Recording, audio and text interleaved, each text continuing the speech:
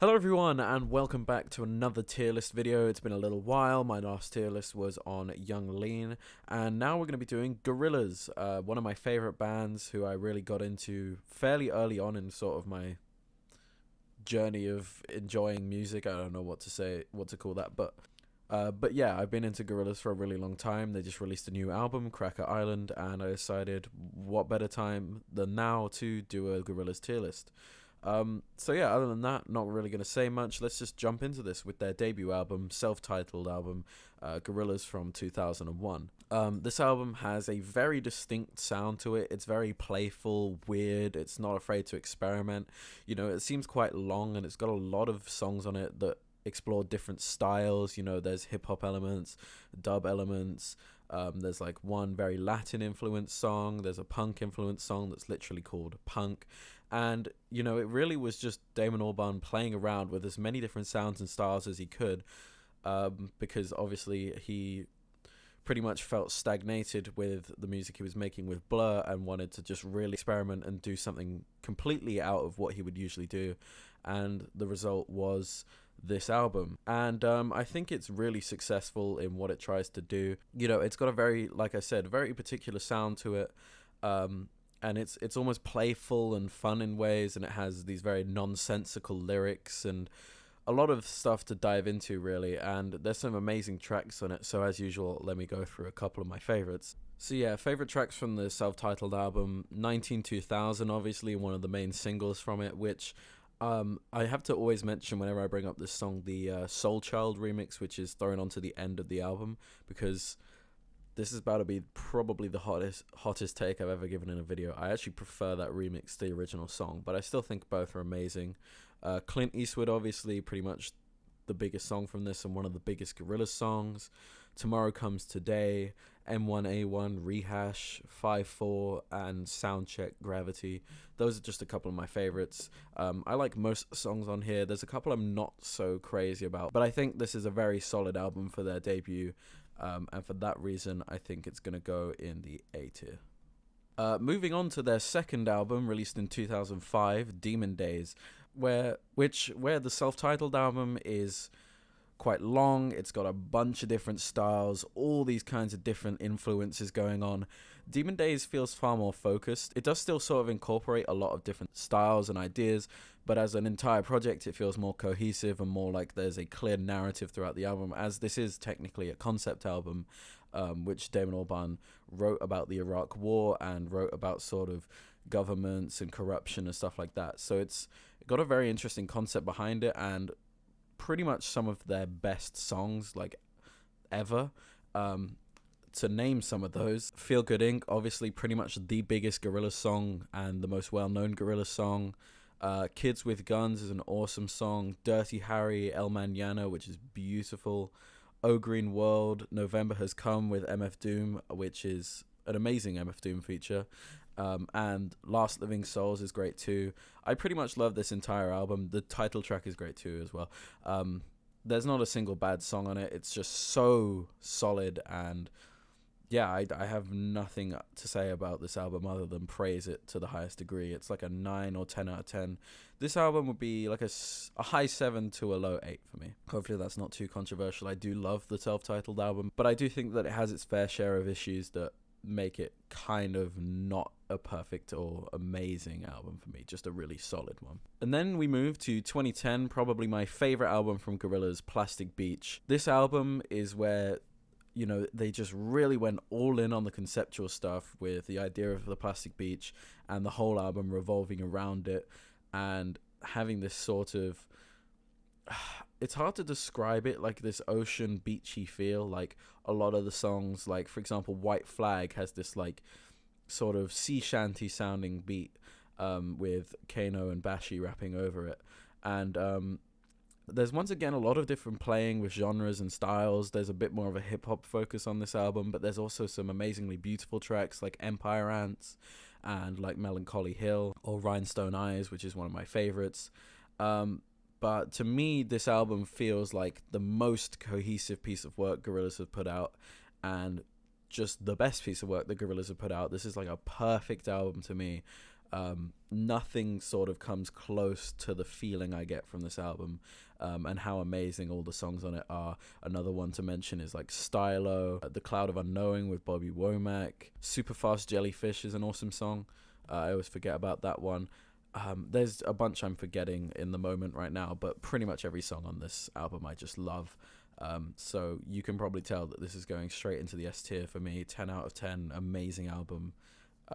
Easily goes to the top of their discography for me. Now, unfortunately, what doesn't go to the top of their discography for me is The Fall. As I mentioned earlier, I said that this was all their studio albums. Technically, that's a lie, because The Fall is not a studio album. This is an album that Damon Albarn made on his iPad in various hotel rooms while he was touring for Plastic Beach. And, you know, it's impressive in that regard that this entire album was made on an iPad with a couple like synths and a few features. Unfortunately, it was made on an iPad in a bunch of hotel rooms. It's not exactly an incredible project or a very cohesive album, and it's definitely not really a Gorillaz album. It is basically a Damon Albarn solo album.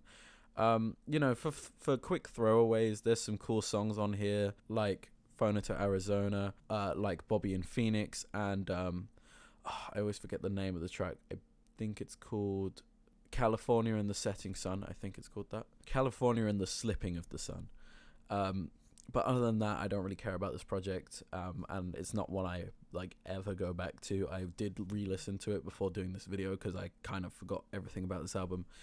I would say, you know, it has its moments, and for that reason, it's like a 5 out of 10. I would put it in the C tier. I'm not going to put it all the way to D because it's not awful, but like it's not one that I'm gonna go, oh my god, I need to listen to The Fall again. But yeah, so then we move to 2017. After a very long hiatus, Gorillaz puts out their 5th album, Humans, and this was a very controversial album at the time, which, to be honest, when I was getting into Gorillaz and listening to this album for the first time, I didn't know that, and I've always had a very strong connection with this album. I've always liked it. You know, it feels very it's just very solid to me. I really like this album, and people complain there's too many features, but for me, having those featured artists and collaborating with various musicians and singers and rappers is something that Gorillaz has always been about, and this is where, you know, the sort of collaboration work is at its peak, and for me, that makes this a really great album. Now, I'm specifically talking about the deluxe edition of this album because that's the version I've always listened to, and to me, the standard version just feels like completely incomplete. Like, the album needs the extra 6 tracks that the deluxe adds in order to feel fully well-rounded for me. I don't know if that's just me or if that's a take other people have, but to me, the deluxe edition is far superior to the original album. So to name some favorite tracks on here: Ascension with Vince Staples, Moments with De La Soul, Charger with Grace Jones, Submission with Danny Brown and Kalela. By the way, a Gorillaz and Danny Brown song is a crazy thing that exists. Andromeda featuring DRAM. I don't know how you actually say his name, so I'm just going to say DRAM. Busted and Blue, which is like the only solo Damon Albarn song on here. She's My Collar with Kali Uchis. Let Me Out with Mavis Staples and Pusha T. I love this whole fucking album. There's a couple weak moments. Like, some of my least favorite Gorillaz songs of all time are on this album, but when it hits, and this is a really solid project. I would put it at a 7 to 8 out of 10, sort of like the self-titled. So I'm just going to put it there, just below it in the A tier. Next, we have the Now Now, an album that came out in 2018. Sort of similar to The Fall, Damon Albarn made this while touring for Humans, but this is a much more complete album, has more features, and was actually recorded in more professional environments rather than just on an iPad. And I think this is probably their most like vibey album. It has the most like summery feel, especially with the first song, Humility, featuring George Benson. That's not the only track I really love on here. There's a couple others like Hollywood with Snoop Dogg and Jamie Principle, Lake Zurich, which is like a really cool instrumental track, Magic City, Fireflies, Trans, which was the lead single from this. It's a great album, and I think a really overlooked project in their discography because it's pretty short and it just has a very specific feel to it that I really enjoy. So I think it's going to go here just below Humans. Next we have Song Machine, now 3 years old somehow. 2020 this came out.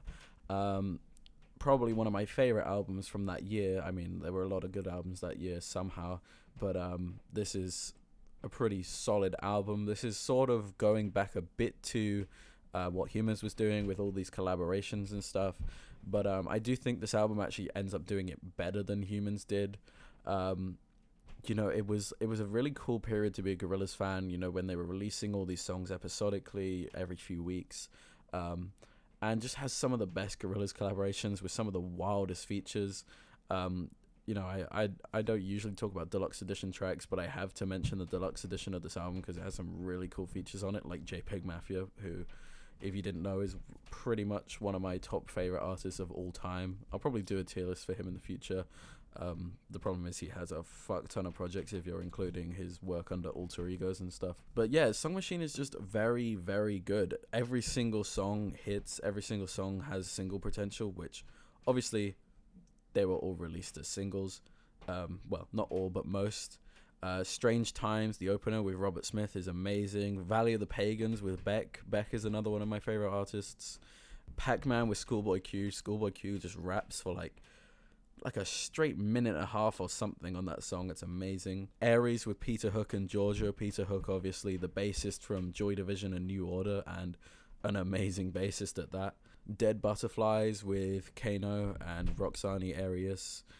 Momentary Bliss with Slow Tie and Slaves. Opium with Earth Gang, technically another song that's on the deluxe edition, but it's awesome. Obviously MLS with JPEG Mafia and Chai that I mentioned earlier. This is a great album. Every track is solid. Every track is great.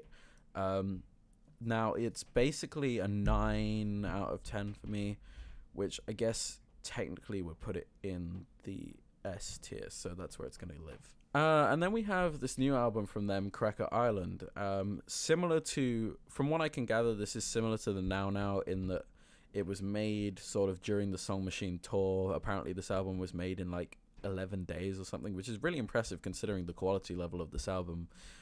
Once again, similar to the Now Now, it has a very consistent sound. You know, it really sticks to its guns with this sort of 80s synth pop revival type sound that it's going for, you know, which a lot of people are doing that sound at the moment, but when it's done well, it's great. You know, people like The Weeknd, people like Dua Lipa, and now Gorillaz.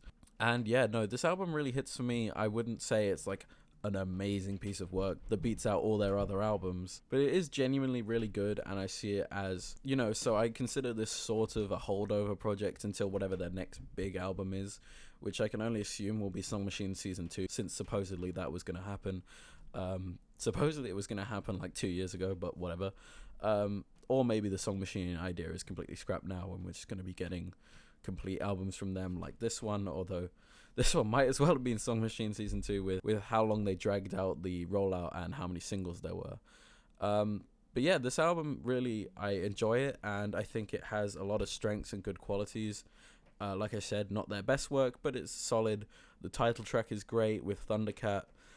Silent Running featuring, I don't want to butcher this guy's name, Adeleye Omatayo. Amazing song. Baby Queen, Skinny Ape, Oil with Stevie Nicks, New Gold with Tame Impala and Booty Brown. Yeah, this is a good album. Nothing crazy. It's like a 7 out of 10, but slightly beats out the Now Now for me. I think this is going to act as my final tier list. So thank you all so much for watching. If you disagree with me, go ahead and flame me in the comments. If you agree with me, go ahead and agree with me. Like the video if you enjoyed it. Subscribe to my channel if you aren't already. And other than that, thank you so much for watching, and I'll see you some point in the future.